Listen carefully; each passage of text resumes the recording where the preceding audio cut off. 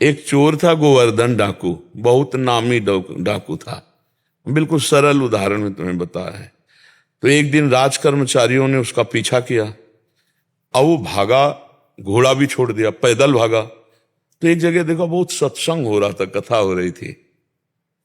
पंडित परशुराम जी महाराज कथा कर रहे थे, करमयती बाई के पिता। ये प्रमाणित कथा हम आपको बता रहे। तो उस सभा में घुस गया। तो राज कर्मचारी आए, सोचा सभा में चोर कैसे हो सकता है, यहां तो चोर घुसने का अब उसको पाया ही नहीं। जब कथा 2-3 घंटे बाद समाप्त हुई तो कथा का प्रसंग चल रहा था। वृंदावन में श्री बांके बिहारी लाल को आज यशोदा मैया ने सोने की करधनी, सोना, वो तो चोर आदमी, करधनी सोने की।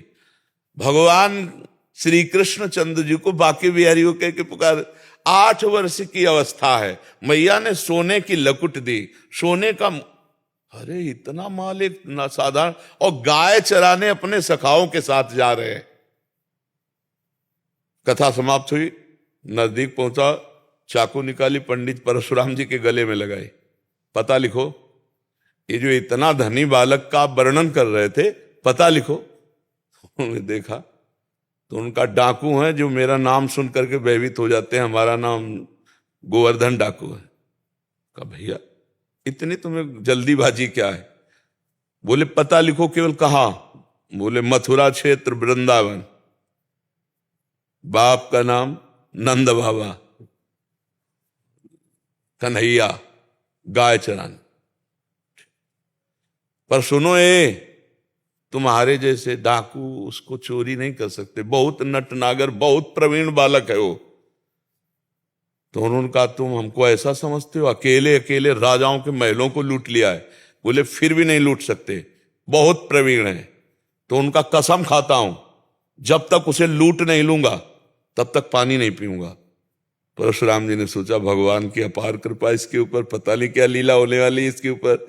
उन्होंने कहा सुनो, हमारी तरफ से माखन मिश्री ले लो, जब तुम्हारा बस ना चले तब माखन मिश्री उसे खवा देना।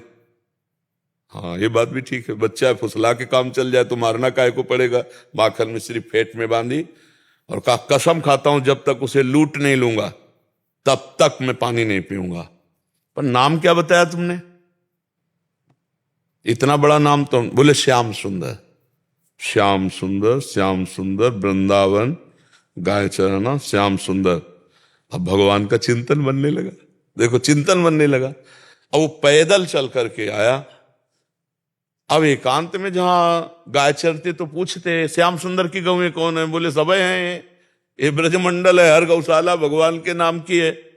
नहीं, बोले वो जो यशोदा मैया ने श्रृंगार करके चराने में। बोले वो तो कथा में लिखा है, प्रगट में थोड़ी अब रह गया। अरे बोले नहीं, पंडित जी झूठ नहीं बोल सकते। हम लोग चोर डाकू झूठ बोल सकते हैं, पंडित थोड़ी झूठ बोल सकते हैं। भगवान तो है ना, वो अपने भगवान को तो श्याम सुंदर है ना। अब एकांत में विकल हो गया और कहा अगर कोई ईश्वर है तो मुझे श्याम सुंदर से मिला दे, क्योंकि मैंने कसम खाया है बिना लूटे पानी नहीं पीएंगे। इतने में आवाज आई एक ग्वारिया पर, ए श्याम सुंदर तुम्हारी गाय इधर जा रही। अरे दौड़ा उधर, देखा कमर में हाथ रखे, न जाने कौन से गुण पर दयाली दिली जाते हैं, पीतांबर की फेट, वैसे ही श्रृंगार जैसा पंडित जी ने वर्णन किया था। श्याम सुंदर, कमल नयन, मोर मुकुट और करधनी और लकुट।